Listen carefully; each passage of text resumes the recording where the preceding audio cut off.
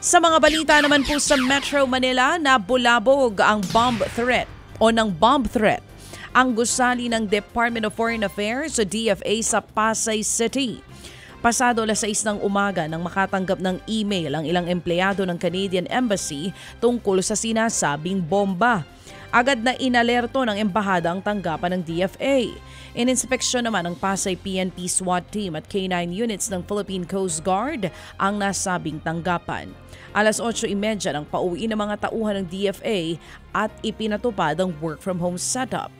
Nakumpirma kalaunan ng Pasay Police na negatibo ang bomb threat. Arestado naman ang 2 dating POGO worker matapos mahulihan ng iligal na droga sa Pasay City.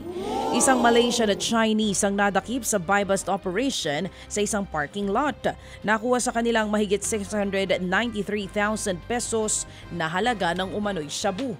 Ayon sa mga otoridad, may mga dayuhang lumipat sa pagtutulak ng droga mula ng iban ng Pangulong Bongbong Marcos Jr. ang POGO sa bansa. Mahaharap sila sa reklamong paglabag sa Comprehensive Dangerous Drugs Act. Binakbaka naman ng mga magulang sa NCR ang anilay late na deklarasyon ng class suspension kahapon.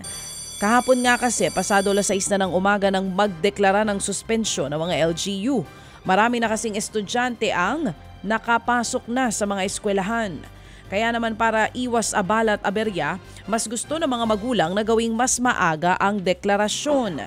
Ang paliwanag ng mga local government units, sinusunod lamang nila ang DepEd Memorandum na gabay sa pagdeklara ng class suspension.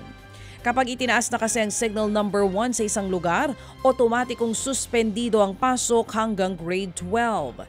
Yun nga lang, kailangan pa raw nilang antayin ang abiso ng Pag-asa tungkol sa storm signal warnings. Ted Filon at DJ Chacha ngayon nasa Radyo 5 92.3 News FM Monday to Friday 6 to 10 a.m.